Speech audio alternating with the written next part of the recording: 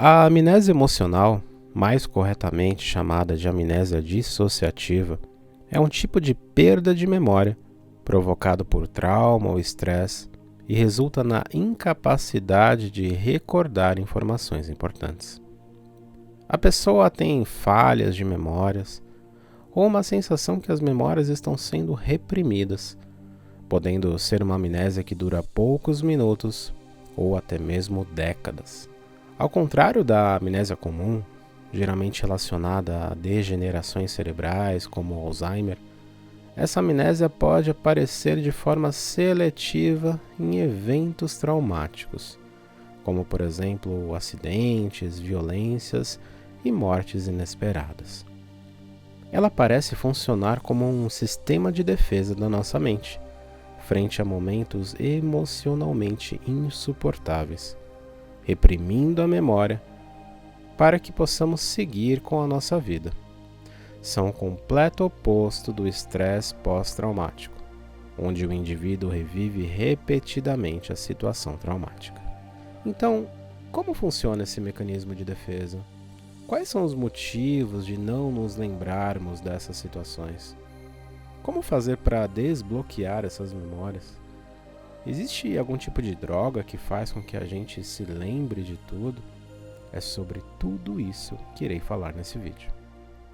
Olá, eu sou Daniel Macanhã, terapeuta em hipnose clínica e especializado em transtornos de ansiedade.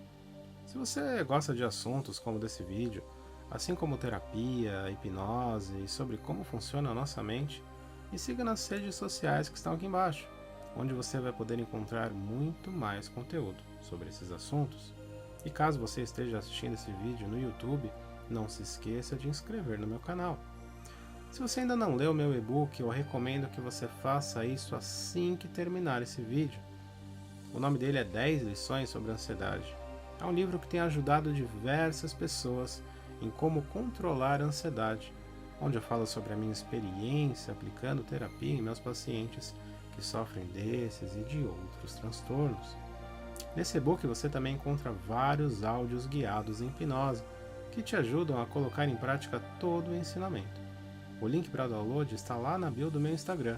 É só me seguir por lá e baixar gratuitamente. Caso você queira me contatar diretamente, vou deixar o endereço do meu site nas informações abaixo desse vídeo. E vamos agora continuar nosso vídeo sobre a amnésia dissociativa.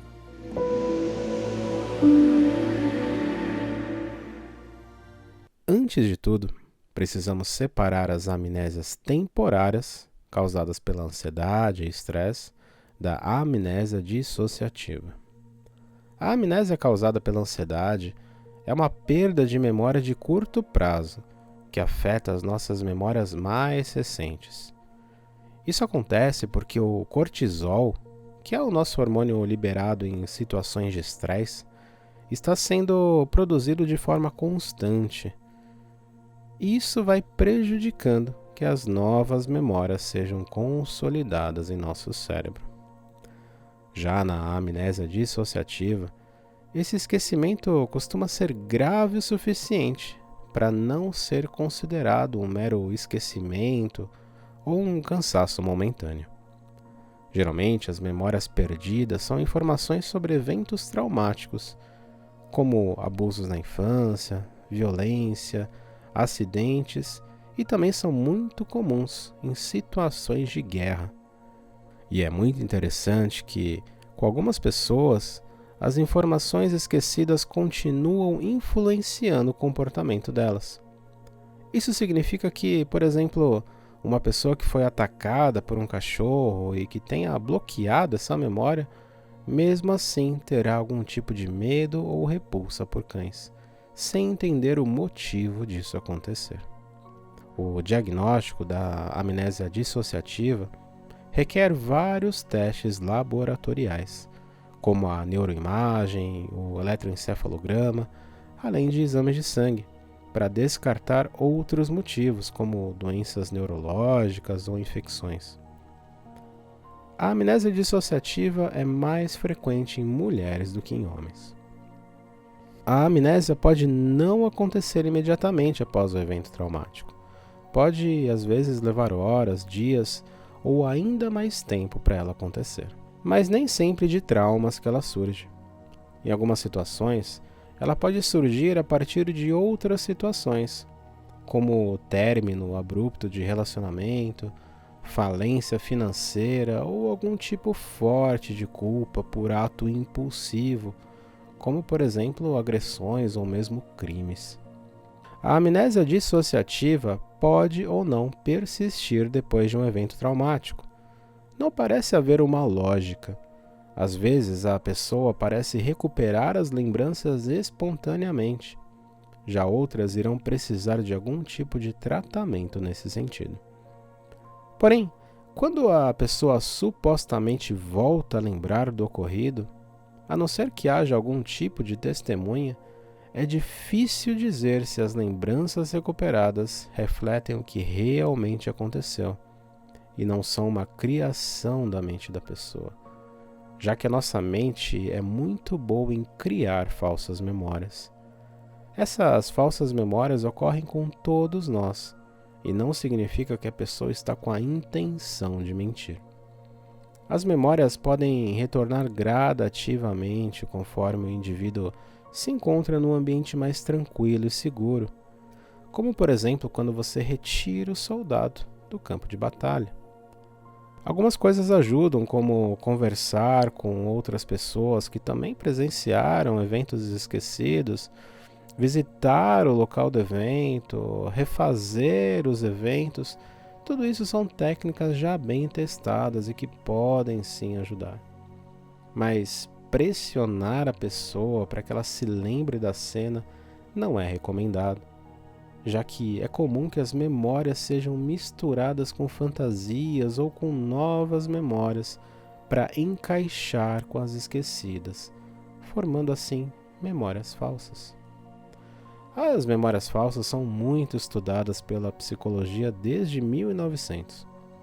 Já sabemos que sintomas como a depressão e a ansiedade diminuem o número de acertos em testes de memorização e aumentam o número de falsas memórias nesses mesmos testes. O tratamento para os casos em que a memória não volta de forma natural envolve a utilização de hipnose para desbloquear a memória a nível subconsciente, além da utilização de remédios para ansiedade, que podem ajudar a pessoa a relaxar o suficiente para ela se lembrar das informações esquecidas. Porém, mais uma vez, há sempre o risco de se criar memórias falsas. E é por isso que memórias desbloqueadas na hipnose, por exemplo, não valem como testemunho perante a lei. Existem coquetéis de medicamentos que supostamente aumentam o grau de sugestionabilidade, podendo levar a pessoa a inventar histórias, acreditando que elas são reais. E aqui cabe uma curiosidade. É muito comum vermos em alguns filmes o tal do soro da verdade, uma suposta droga que faria com que o interrogado dissesse tudo o que ele está tentando não dizer. Mas a verdade é que, até o momento, esse tipo de droga não existe. Nenhum tipo de substância capaz de relaxar alguém a ponto que suprima o seu livre-arbítrio, a ponto dela revelar algo que ela realmente não queira. Esse tema já foi muito estudado. Como você pode imaginar, muitos governos e militares estão fortemente interessados nisso. A própria CIA manteve entre seus projetos um de codinome MKUltra, que durante 25 anos investigou o comportamento humano quando sujeito às condições mais variadas, inclusive testando o tal soro da verdade. A conclusão que esses estudos chegaram foi que tudo o que esses soros fazem é fazer as pessoas falarem, mas não há a menor garantia de que aquilo que elas estão falando seja verdade. E nem mesmo um detector de mentiras é capaz de ajudar aqui, já que a pessoa acredita no que ela está falando.